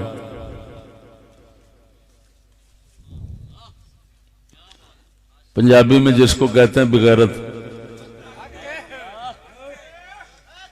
और शोला मकाली न रही, इधर शोला बयानी जुल्म है, जुर्म है। फला शोला बयान है तो ये बयान नहीं कर सकता क्योंकि शोला बयान है। और ये भी मैं जवाब लेना चाहता हूं। इकबाल फरमा रहे हैं वाइज कौम में वो पुख्ता ख्याली न रही, बर्क तबई न रही, तबीयत बिजली की तरह होती थी पहले उलमा की। इकबाल फरमाते हैं हुण मौलवी ठंडे हो गए, बेगैरत हो फरजे च लगा पिया कंजर।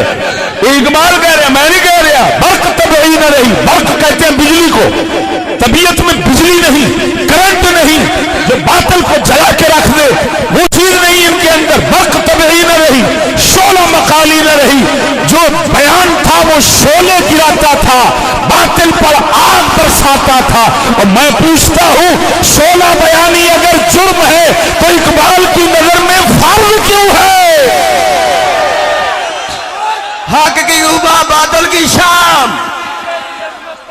अरे भाई सीधी सादी बात है, हम नौकरी चाहने वाले नहीं हैं, हम नौकर नहीं बनना चाहते।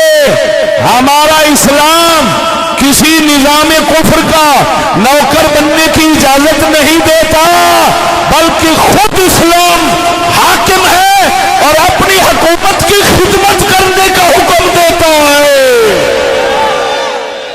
तो ये तो मुमकिन ही नहीं है कि हम जो लोग नौकरी के ख्वाहिशमंद नहीं है वो बुद्धू बनकर हर एक बात पर लब्बैक कहते रहे। ये हमसे तवक्को न रखना। और ये भी ना कहना ये बगावत है। हाँ, हमारे सवाल आगे भी बढ़ सकते हैं। ये 5 हैं, एक से निकलना, एक सवाल से निकलना हमें गुलाम बनाने के लिए काफी है। बना लो।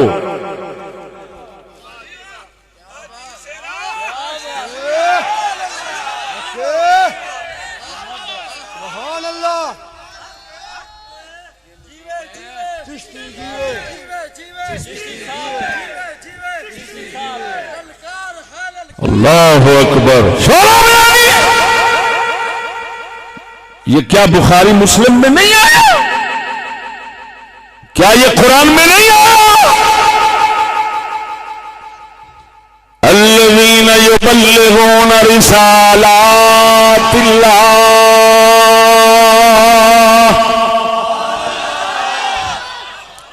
अल्लाह फरमाता है जो लोग अल्लाह का पैगाम सुनाते हैं वो किसी से अल्लाह के सिवा डरने वाले नहीं होते।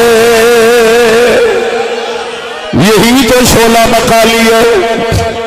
अम्मा आयशा फरमाती है, बुखारी मुस्लिम में आया, रसूल अकरम सल्लल्लाहु अलैहि वसल्लम जब खुतबा इरशाद फरमाते थे आंखें मुबारक लाल सुर्ख हो जाती थी, चेहरा मुबारक लाल सुर्ख हो जाता था, आपका अंदाज इंतहाई हैबतनाक होता था।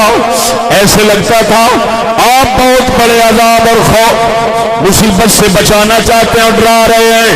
अम्मा आयशा पाक का ये बयान बता रहा है, चेहरे पर लाली, आंखों में जलाल, ताबनाकी, सैयद लंबिया की बयान के दरमियान हो जाना। अम्मा पाक का ये बयान बता रहा है कि जो मुस्तफा हैं शोला बयानी उनकी सुन्नत है।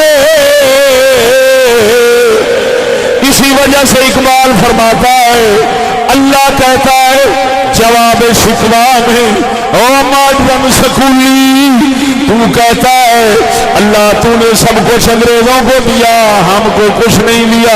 वो कहता है बेवकूफ, तू अपने आप को मुसलमान कहता है, तुझे शर्म नहीं आती? तू अपने हालात तो देख। तरफ क्या कहता है? अब हालात की तरफ तवज्जो कराते हुए जब मौलवियों की बारी आती है, मुकर्रिरीन की बारी आती है, वाइजों की बारी आती है, तो क्या कहते हैं? वाइज कौम में वो पुख्ता ख्याली न रही,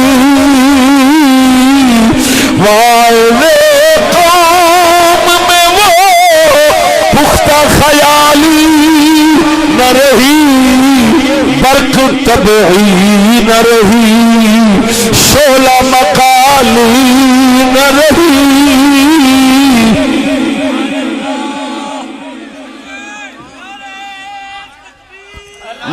नारे रिसालत, नारे तहकीक, हक की सुबह बादल की शाम, हक की सुबह बादल की शाम, तेरा शाह मेरा शाह, तेरा शाह मेरा शाह।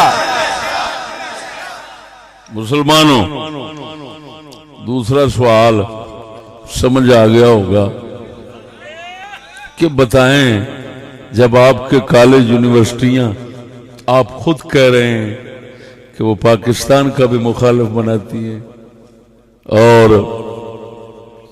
दीन का भी मुखालिफ बनाती हैं, तो सर मेहरबानी करें, सर इस वजह से कह रहा हूं कि ये लोग सर बड़े शौक से सुनते हैं और हम बड़े शौक से ये एजाज देना चाहते हैं। तो सर बताएं, मेहरबानी फरमाएं ताकि हमारी परेशानी दूर हो जाए।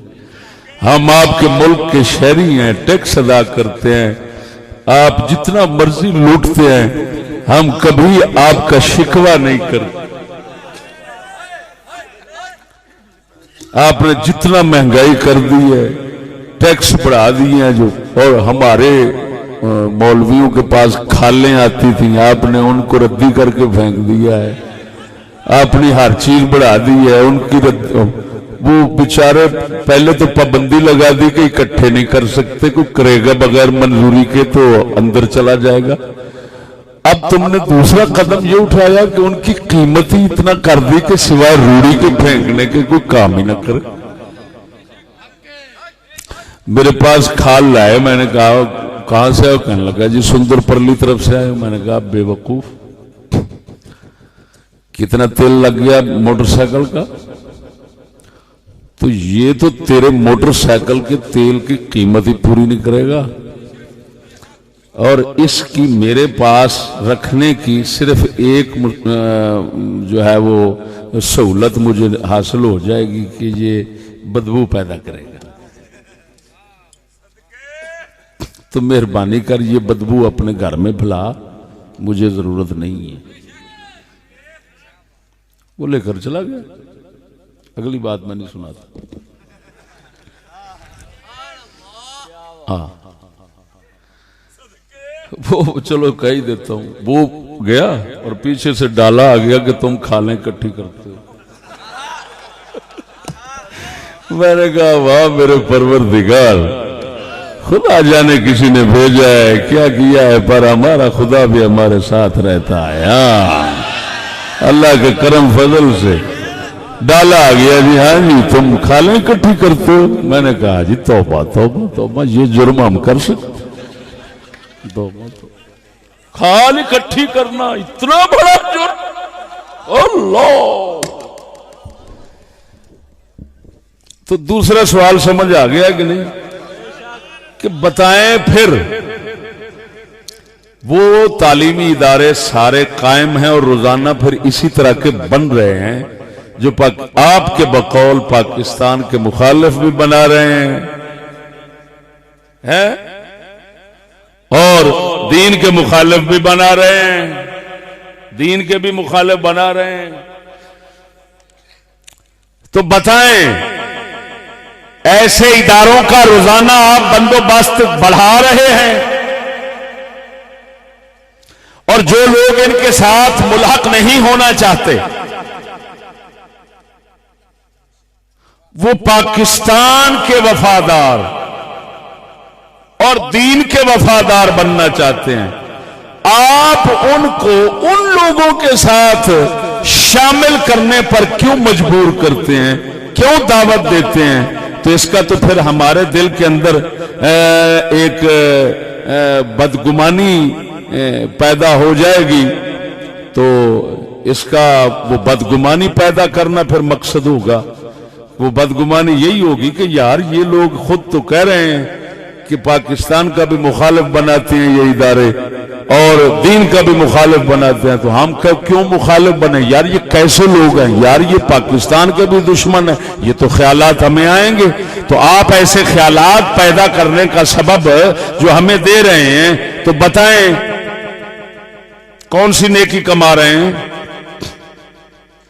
मेरी बात समझ आ गई? और अचानक मेरे ज़हन में इस वक्त बात आ गई कि जब इमरान खान साहब कह रहे हैं, अब उनका दौर तो हम देख रहे हैं ना अपनी आंखों से, वो कह रहे हैं कि एचिसन कॉलेज से जब मैं निकला तो पाकिस्तानी भी महसूस ना किया अपने आप को और मुसलमान भी महसूस ना किया, दीन से भी बहुत दूर हो चुका था। ये वो खुद कह रहे हैं। तो जो पहला सवाल था, ये बात उधर अब लौटेगी, उसके साथ शामिल करके सवाल को मेरे ख्याल में मुकम्मल करना चाहिए कि ये दावा, क्योंकि उसकी दो शिक्कें थी, है नहीं, लेकिन अब वो जो दावा है, चाहे है वाला हो या नहीं वाला हो, जरा गौर करना। ये उनका बयान जो है ये बता रहा है कि तसलसल जारी है। अगर जारी नहीं था तो एचिसन से वजीर आजम साहब पाकिस्तान और दीन से दूर होने वाले कैसे बन गए?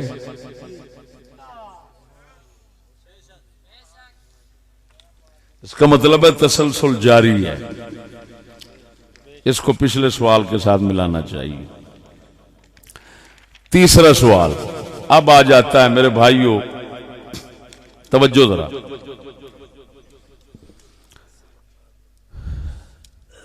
चौधरी साहब, तीसरा सवाल चौधरी साहब के बयान से मुताल्लिक है। सवाल यह है कि जब कायदीन पाकिस्तान तमाम मजहबी लोग ही ना थे, वो कह रहे हैं ना, मैंने नहीं कहा, वो कह रहे हैं कि पाकिस्तान के बनाने वाले तमाम लोग गैर मजहबी थे, मजहबी नहीं थे। तो मैंने कहा कि गैर मजहबियों को मजहबी लोगों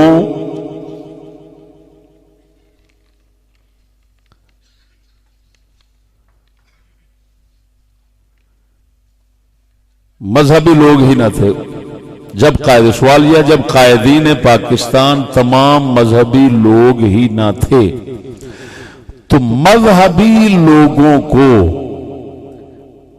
गैर मजहबी लोगों के कदम पर चलाने की कोशिशें क्यों हैं? बस हम बेहम्दिल्लाह ताला मजहबी हैं, हमारा मजहब इस्लाम है। तुम कह रहे हो कि वो लोग जिन्होंने पाकिस्तान बनाया वो गैर मजहबी थे,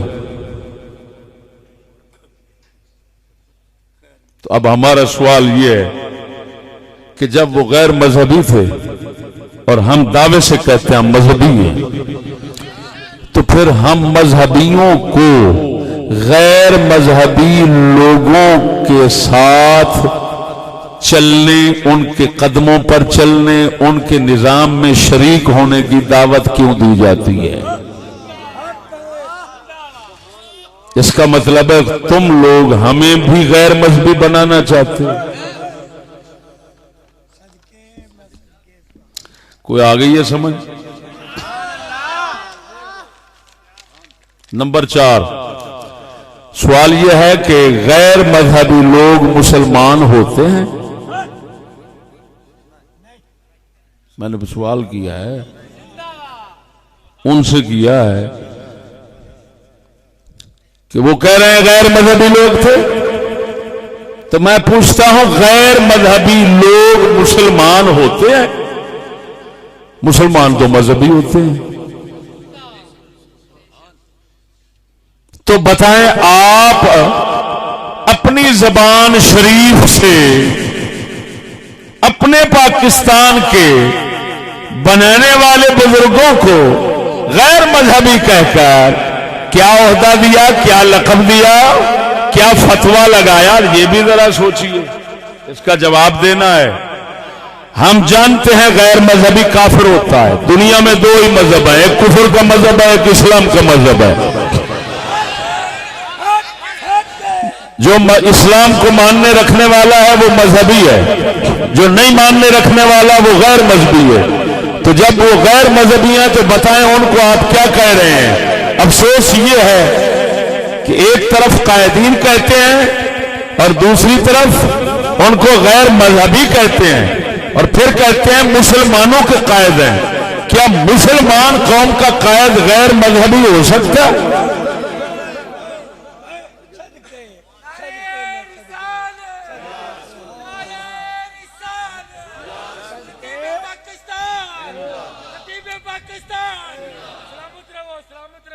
तवज्जो है? अच्छा जी। 5वां सवाल, बकौल आपके तुम स्कूलियों के तमाम तौर तरीके अफकार अंग्रेज वाले हो गए हैं, यानी तुम 2 नंबर अंग्रेज हो। बताओ हम मुसलमान तुमको क्या समझें? बस, क्योंकि वो तो तुमने खुद बता दिया।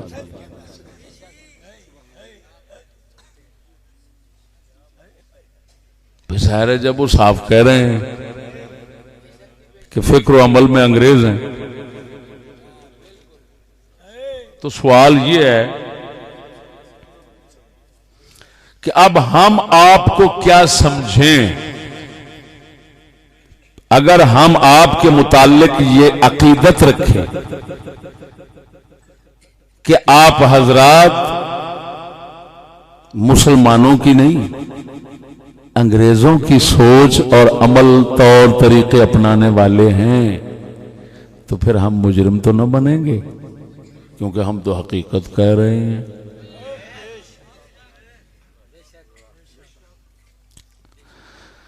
ये 5 सवाल थे।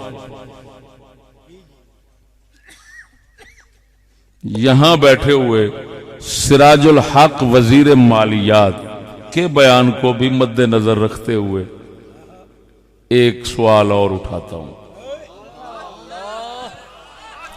वो ये है कि हक़ुल यकीन और आइनुल यकीन के दर्जे पर पहुंचकर सिराजुल हक साहब वजीर मालियात साहब का और अब जमात इस्लामी जैसी बल्ले बल्ले बल्ले इतना सुच्चे सच्चियां दी जमात जिन्हां दे नाल दे सच्चे कदी दुनिया च होए ही नहीं ते ना गां होने ने,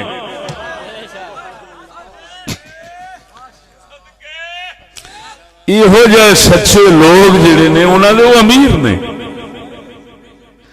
तो जिन्हां दे वो बयान दिता है हजरत ने और कह रहे हक़ुल यकीन आइनुल यकीन। हक़ुल यकीन आखिरी दर्जा होंदा है यकीन दा।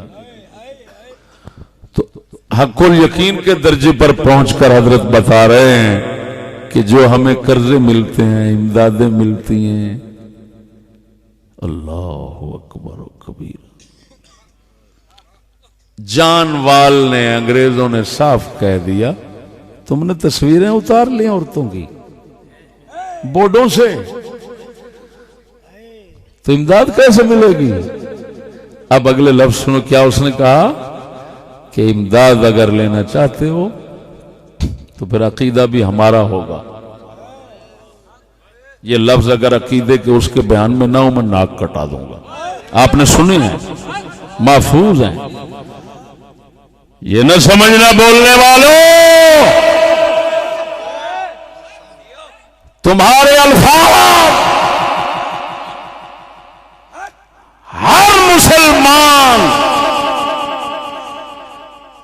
के कानों में महफूज रखने की कोई हैसियत नहीं रखते। अगरचे अक्सर ऐसे ही हैं, लेकिन बेहम्दुलिल्लाह ताला हमारे सामने से जब लफ्ज गुजरता है जितनी शरारतें उसमें होती हैं वो सब हमारे सामने आ जाती हैं।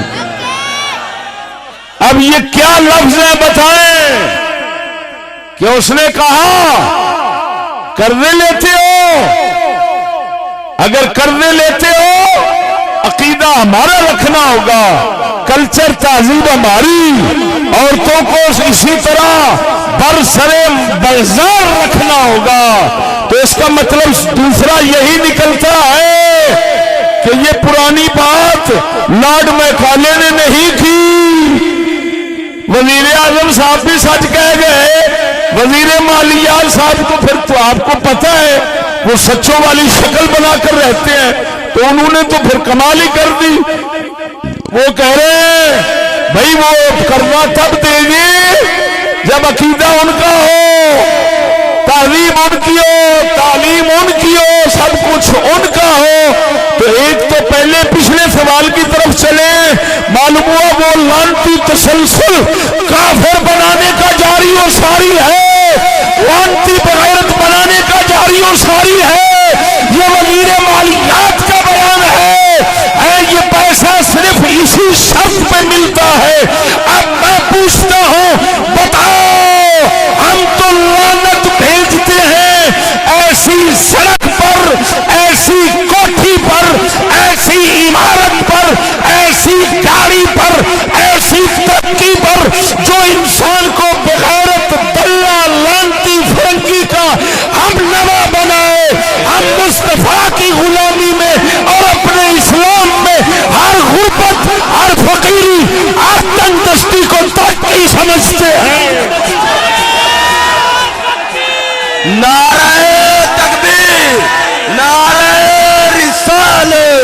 नारे तहकीक हजरत लामा मौलाना मुफ्ती फजले अहमद चिश्ती साहब पीरो ख्वाजा मोहम्मद चिश्ती लजपाल हक की सुबह बादल की शाम हक की सुबह बादल की शाम सुनो एक कुत्ते का काम है कोई रोटी खा रहा हो तो नाल राड़ा घेरदा रहना तो पूछड़ मारदा रहना ये बंदियां दा काम नहीं। अल्लाह के फजलो करम नाल पहले दिन ही तबीयत रजी है असा यहो जी रोजी ने मूत्र करके मूत्र की तौहीन समझ रहे हैं। हक हक लानत भुखी कौम उस भुखी कौम के उत्ते जेड़े दलो लानती रुपया के पिछे अपना दीन छड्डन ईमान छड्डन इज्जत छड्डन अपनी धी नूं बाजार की जीनत चमका के खिलार देन हर थां ते नचाउण तालीम के नां ते गवाउण बर्बादियां कराउण लख लानत हम ऐसे कर रहे ऐसी रोजी ऐसी इमदाद को सिवाय लानत इलाही के कुछ नहीं समझते। मेरे मुस्तफा ने फरमाया था ऐ उम्मतियो मट्टी खा लेना लेकिन हराम न खाना। ललकार है ललकार है ललकार है ललकार है हक की सुबह बादल की शाम हक की सुबह बादल की शाम नारा रिसालत। सुभान अल्लाह जीवो चिश्ती साहब जीवो क्या बात जियो शेरा जी चिश्ती जीवे चिश्ती जीवे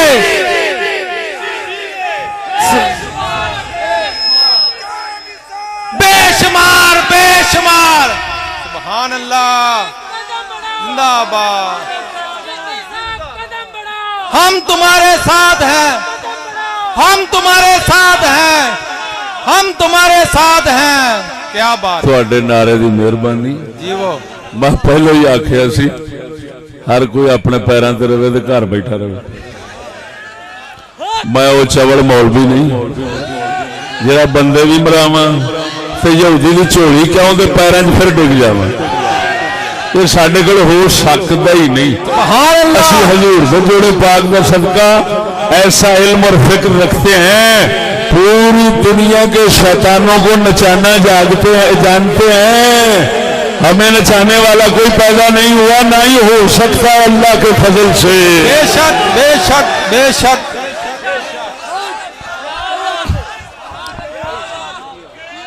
बकौल कलंदर कौम क्या चीज है कौमों की इमामत क्या है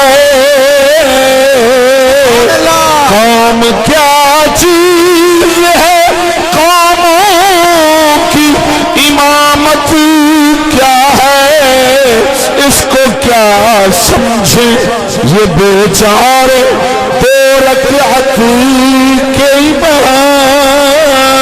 सुभान अल्लाह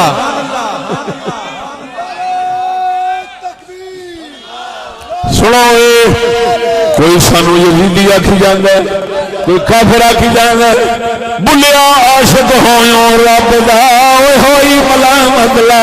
सुभान अल्लाह बुलिया आशिक होयो रब दा होई मलामत लाख लोगी काफिर काफिर आखण तू आखो आखो आख। सुभान अल्लाह कुत्ते बिल्ले जड़े सन उन्होंने दौर में भी है सन आशकानू पाकानू सच्चियानू काफिर कहने वाले उसले भी आए सन। मैं 5 सवाल किए ने जेडे मैनू आखते ने यजीदी है आप आखते ने हुसैनी है इन्होंने कंजर एक का जवाब कोई दे छे।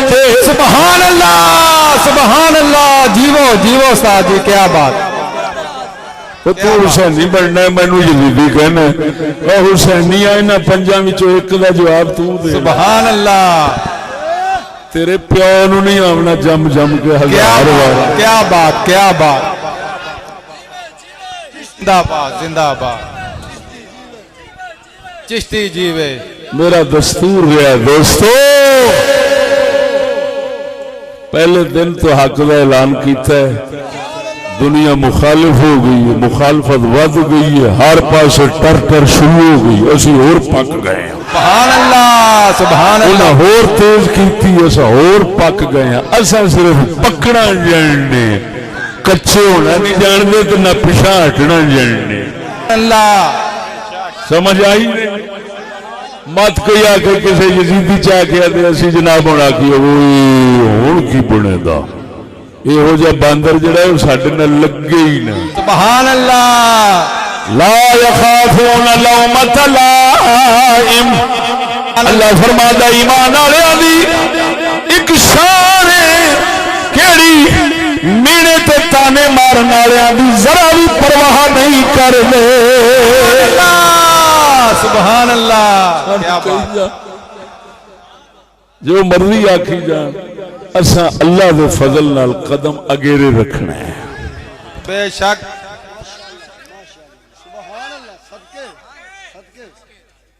तो मेरे दोस्तों, आखिर मैं फिर ए गुजारिश करके इजाजत चाहना, बा अदब सवालात जो 5 किए हैं, उम्मीद है एजेंसियों के बुजुर्ग लोग यहाँ तशरीफ फरमा होंगे, तो वो अपनी नमामी का फर्ज अदा करते हुए पहुंचा दें ये बयान और मुझे जवाब पेश फरमा दें, ताकि मैं इन लोगों का नौकर बन जाऊं, खादिम। जी, जहां इनको खून चाहिए होगा इंशाअल्लाह अज़ीज़, मैं और मेरे दोस्तों का खून वहां पर हाजिर होगा, लेकिन बशर्ते के हमारे सिवा कुछ तो हमारा भी तो एहसास करो ना जी। सारा कुछ बदमाशी नाल ते नहीं ना चलता जी।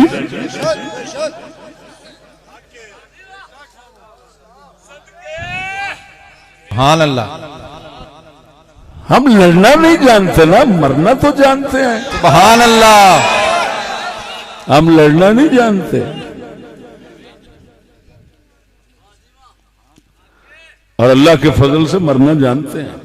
बेशक। अल्लाह जल्ल शानुहु हम मिस्कीनों को अपनी पनाह में रखें।